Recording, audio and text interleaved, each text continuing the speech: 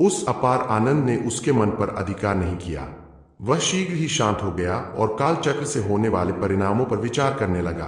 काल चक्र की क्षमता पुनर्जन्म है, लेकिन इस समय यह अपनी सबसे कमजोर अवस्था में है। जिस क्षण मैं इसे उपयोग करूंगा, यह नष्ट हो जाएगा।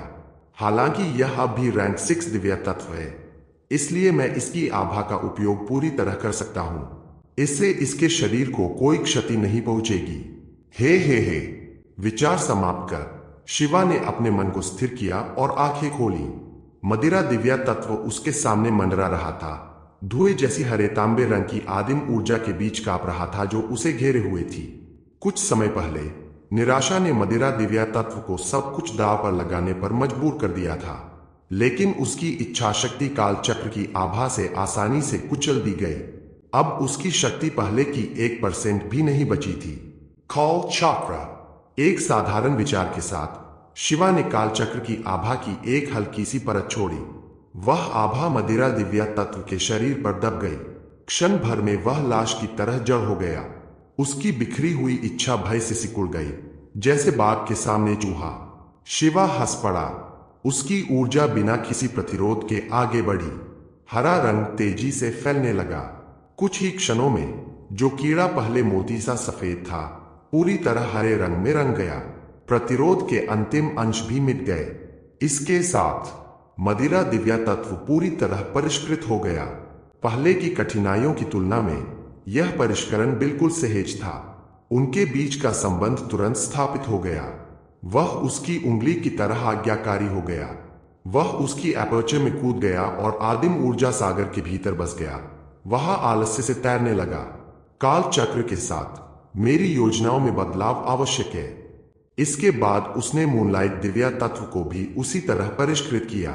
आभा द्वारा दमन, तुरंत समर्पण, 5 मिनट, समाप्त। कोई प्राइमेवल स्टोन्स की आवश्यकता नहीं पड़ी। हा, अब रैंक 1 दिव्या तत्व को परिष्कृत करना सांस लेने जैसा है। यहां तक कि मेरे मध्यम स्तर के प्रतिभा के साथ भी मुझे अब स्टोन्स की जरूरत नहीं। यह अंतर आकाश और पृथ्वी जैसा है। चांदनी कमरे में फैल गई। समय किसी का इंतजार नहीं करता। मुझे अकादमी जाना होगा और पहला स्थान प्राप्त करना होगा। उसने मदिरा दिव्या तत्व को छिपाया और निकल पड़ा। 15 मिनट बाद अकादमी में बुजुर्ग ने उनीदे स्वर में बुदबुदाया, इस साल पहला कौन बना? क्या राघव? अधीनस्थ ने उत्तर दिया, लगता है किसी शाखा परिवार से है सर। सभाहाल के भीतर। रुको, तुम कह रहे हो तुम्हारा नाम शिवा है, राघव नहीं? शिवा ने शांत भाव से सिर हिलाया।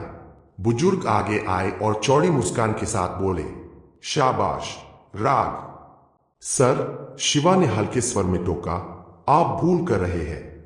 मैं शिवा हूं। राघव मेरा छोटा भाई है। बुजुर्ग ठिठक गया।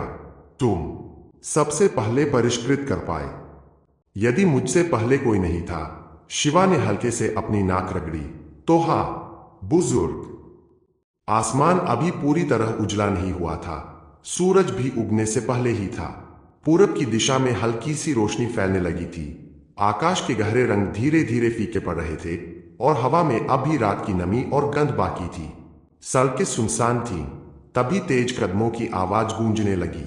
भोर की पहाड़ी हवा नम थी, लेकिन राघव को जरा भी ठंड महसूस नहीं हो रही थी।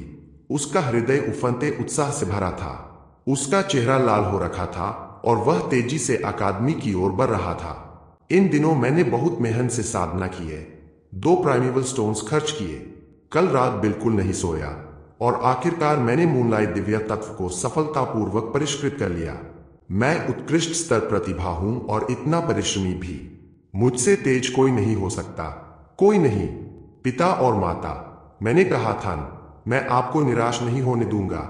जब उसे वह क्षण याद आया जब उसने पहले ही अपनी चाची और चाचा को यह शुभ समाचार बताया था और उनके चेहरे पर जो खुशी और संतोष झलका था, तो राघव के भीतर गर्व और आनंद की लहर दौड़ गई।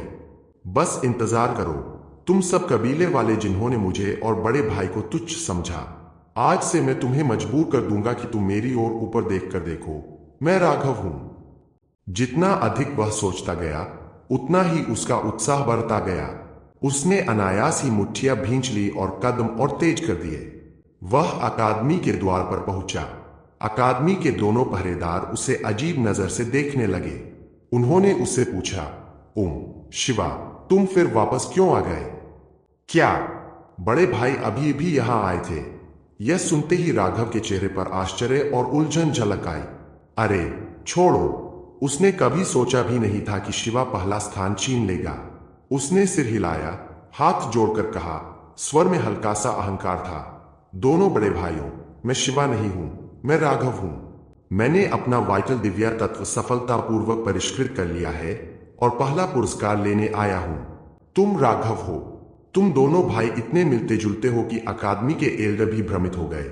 बाईं ओर वाले पहरेदार ने आंखें फैलाते हुए कहा। दाईं ओर वाले ने सिर हिलाकर जोड़ा, तुम एक कदम देर से आए हो। कल रात देर से तुम्हारे बड़े भाई शिवा यहां आए थे, एल्डर से मिले और पहला पुरस्कार ले गए। मेरे बड़े भाई। राघव की आंखें अचानक फैल गईं। वह चिल्ला उठा, रुको, तुम कह रहे हो कि उसने पहला स्थान पा लिया? यह कैसे हो सकता है?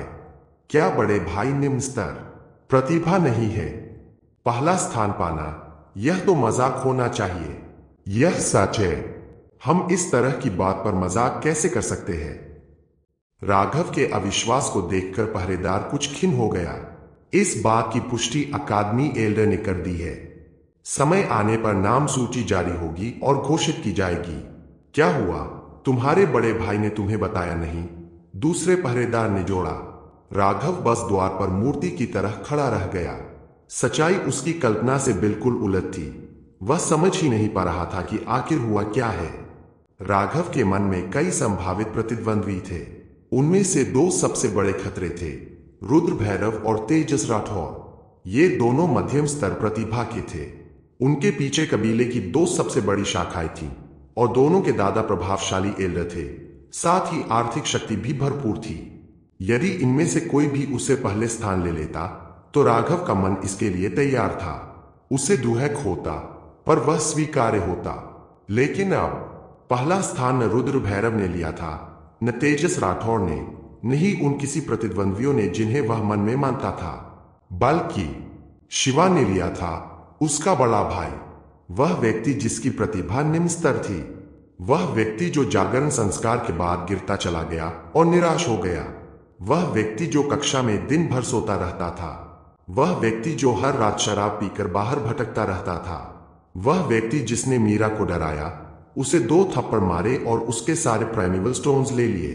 वह व्यक्ति जो हमेशा उसे दबाकर रखता था, जैसे उसके हृदय में गड़ा हुआ साया। यह कैसे हो सकता है? यह असंभव है। थोड़ी ही देर में राघव के भीतर चीख उठी, मैंने इतनी मेहनत की और वह तो हर दिन पीकर धुत रहता था, फिर भी अंत में वही पहला स्थान ले गया। क्या यह न्याय है? क्यों क्यों? पूरब से सूरज निकल आया, पक्षी चहचहाने लगे और बसंत की ताजगी नील पर्वत में फैल गई। राघव गर्म धूप में नहाया खड़ा था। उसने धीरे धीरे सिर झुका लिया, दांत भींचते हुए अपनी अकेली परछाई को देखा। उसके हृदय का उत्साह जैसे किसी छेद वाले गुब्बारे की तरह हवा निकाल चुका था, पूरी तरह बिखर गया था। उसकी जगह अब उलझन, द्वेष, अनिच्छा, भ्रम, भय और कई जटिल भावनाएं भर गई थीं। समय बीतता गया, सूरज और ऊपर चढ़ता गया। अकादमी की सूचना दीवार पर नई नाम सूची चिपका दी गई थी। सूची में केवल 2 नाम थे, पहला शिवा, दूसरा राघव। सूची लगते ही यह समाचार धीरे धीरे फैल गया। खबर सुनते ही वे सभी युवक युवतियां जो अपना दिव्या तत्व परिष्कृत करने के लिए घरों में जुटे हुए थे, हंगामा करने लगे। यह कैसे हो सकता है? अगर राघव पहला आता तो भी मान लेते, लेकिन शिवा, वह तो निम्न स्तर प्रतिभा है। कहीं कोई गलती तो नहीं हुई? उच्च स्तर प्रतिभा राघव, निम्न स्तर प्रतिभा शिवा से हार गया। क्या यह 1001 रातों की कहानी है? भैरव शाखा परिवार का निवास। आंगन में हरियाली लहलहा रही थी, चाय की खुशबू हवा में तैर रही थी। कबीले के एक एल्डर रुद्र भैरव अपनी मेज के सामने बैठे खिड़की के बाहर वसंत के दृश्य को देख रहे थे। उन्होंने आराम से चाय की चुस्की ली और कहा, क्या वह अब भी अपना दिव्या तत्व परिष्कृत कर रहा है? एक ओर खड़े घर के प्रबंधक ने जल्दी से उत्तर दिया, दोपहर में शिवा की खबर सुनने के बाद युवा स्वामी काफी प्रभावित हो गए हैं और मूनलाइट दिव्य तत्व को परिष्कृत करने का मन नहीं बना पा रहे। हुफ, बहाने मत बनाओ, भैरव प्रधान ने ठंडे स्वर में सूंघ लिया। लगभग उसी समय राठौर परिवार के घर में शिवा कबीले के एल्डर तेजस राठौर ने लंबी सांस ली। कोई है? तेजस, अर्जुन को बुलाओ। थोड़ी ही देर में तेजस अर्जुन कमरे में प्रवेश कर गया। हाँ दादा, आपके मार्गदर्शन के लिए धन्यवाद। मैं समझ गया हूं।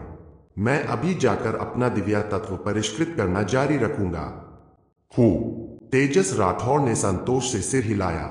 बाद में मैं स्वयं आकर रैंक 3 दिव्य तत्व की आभा से तुम्हारे मूनलाइट दिव्य तत्व की इच्छा शक्ति को दबाऊंगा और तुम्हें इसे परिष्कृत करने में सहायता करूंगा। आकाश नीला और निर्मल था, मानो अभी अभी धुलकर साफ हुआ हो। सूर्य स्वर्णिम आभा बिखेर रहा था। सफेद बादलों के गुच्छे धीरे धीरे तैर रहे थे और रंग बिरंगे मोर तोते चहचहाते हुए नीले आकाश के नीचे उड़ रहे थे। बादलों के बीच तीर के आकार की रचना बनाकर वे ऊंचाई में मंडरा रहे थे।